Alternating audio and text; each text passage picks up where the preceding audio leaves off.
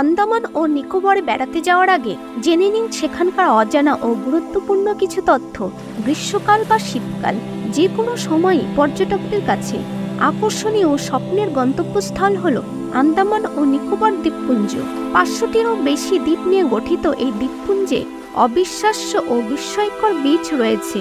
সাদা বালি ও স্বচ্ছ নীল সমুদ্রের জল এখানকার প্রাকৃতিক দৃশ্য পর্যটকদের আকর্ষণ করে।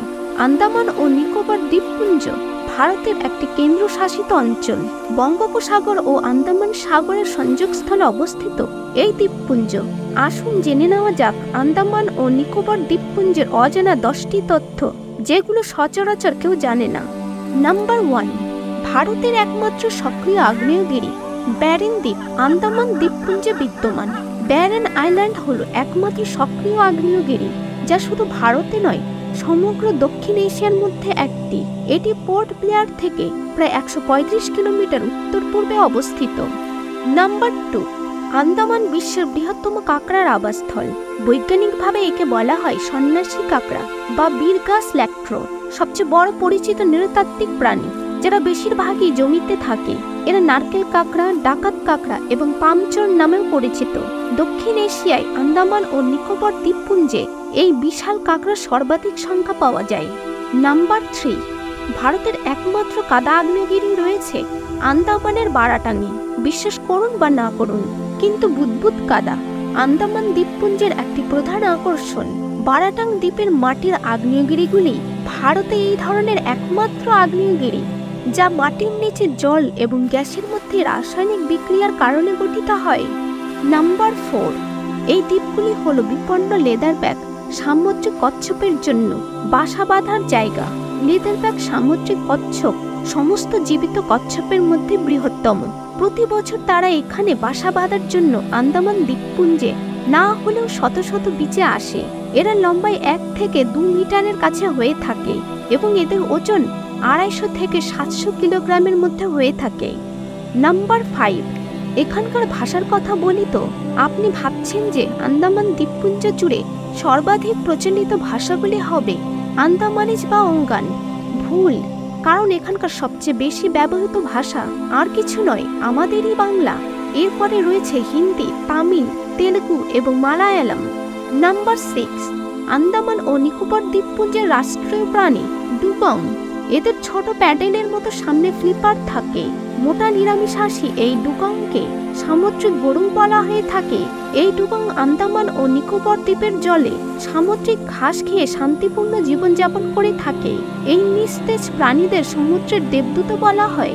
রিচের দ্বীপপুঞ্জ, নর্থ রিফ, লিটল আন্দামান ও নিকোবরের কিছু অংশে এদের দেখা যায়। নাম্বার 7, আন্দামান ও নিকোবর দ্বীপপুঞ্জে বাণিজ্যিক মাছ ধরা নিষিদ্ধ। 4 দশকেরও বেশি সময় ধরে আন্দামান দ্বীপপুঞ্জের চারপাশে বাণিজ্যিক মাছ ধরা নিষিদ্ধ করা হয়েছে। এই পান্না দ্বীপের চারপাশের নীল জলে প্রচুর পরিমাণে ডলফিন, তিমি, ডুগং, সামুদ্রিক কচ্ছপ, সেলফিশ, সামুদ্রিক অ্যানিমন এবং অন্যান্য সামুদ্রিক প্রাণী রয়েছে। নাম্বার 8, আন্দামানের ভয়ঙ্কর সেলুলার জেল, যেটা ব্রিটিশরা এখানে প্রতিষ্ঠা করেছিল।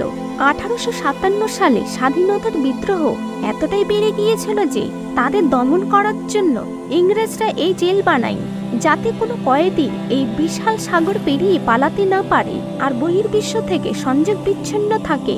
আজ জেলটি পর্যটকদের জন্য উন্মুক্ত। বহু মানুষ এই জেলটিতে ঘুরতে আসে আর ইতিহাসকে স্মরণ করে। নাম্বার 9, ছোট আন্দামানে 2টি জলপ্রপাত রয়েছে। হোয়াইট সার্ফ ফলস, যা হার্টবে জেটি থেকে 6.5 কিলোমিটার দূরে, এবং হুইস্পার ওয়েভ, যা হার্টবে জেটি থেকে 20 কিলোমিটার দূরে রয়েছে। আদিম জলপ্রপাতগুলিতে পৌঁছানোর জন্য দ্বীপের সবুজ বনের মধ্যে দিয়ে হাতি সাফারি বা ট্রেক করতে পারেন। নাম্বার 10, উত্তর সেন্টিনেল দ্বীপ, বিশ্বের সবচেয়ে বিচ্ছিন্ন মানব জনসংখ্যার আবাসস্থল। এদের সংখ্যা 300-র কাছাকাছি বলে মনে করা হয়। তারা আধুনিক বিশ্বের সাথে সমস্ত যোগাযোগকে প্রত্যাখ্যান করেছে এবং সীমার মধ্যে যারা আসে তাদের দিকে তীর ছোড়ে। তারা আফ্রিকার প্রথম মানব জনসংখ্যা থেকে এসেছে বলে মনে করা হয়। 60,000 বছর ধরে আন্দামান দ্বীপপুঞ্জে বসবাস করছে। এছাড়াও আন্দামান ও নিকোবর দ্বীপে ভারতের প্রথম এবং একমাত্র যৌথ ট্রাই সার্ভিস ডিফেন্স কমান্ড রয়েছে।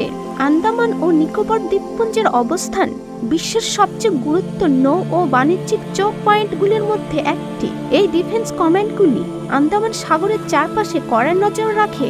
বন্ধুরা, ভিডিওটি যদি ভালো লেগে থাকে তো একটা লাইক করে দেবে আর চ্যানেলটিকে সাবস্ক্রাইব করে দেবে।